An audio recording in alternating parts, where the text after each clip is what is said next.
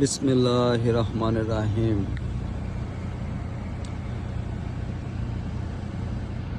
জিলহজ মাসের ঈদের পর অর্থাৎ কুরবানির পর অর্থাৎ মূলত হজের পর প্রথম জুমা, জিলহজ মাসের দ্বিতীয়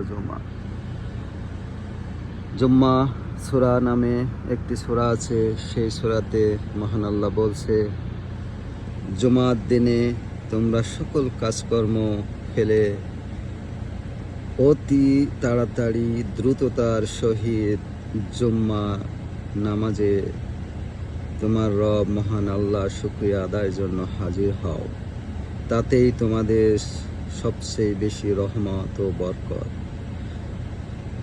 রয়েছে। আসলেই তা শতভাগ সত্য। অনেক পরে জানতে পারলাম, বুঝতে পারলাম, একমাত্র মহান আল্লাহর ইবাদতের মধ্যেই সম্মান, ভালোবাসা, শ্রদ্ধা, নিরাপদ আর কোনো কিছুর মধ্যে নেই।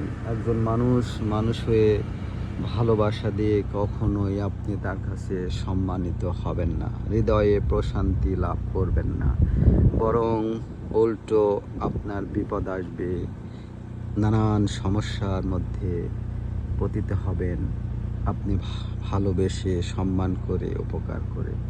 তবে এর মানে এই নয় মানুষ হয়ে মানুষের কুকামনা, ক্ষতি করা লিপ্ত থাকতে হবে বা বিপদগ্রস্ত মানুষকে সাহায্য না করা থেকে বিরত থাকতে হবে, এমনটি নয়।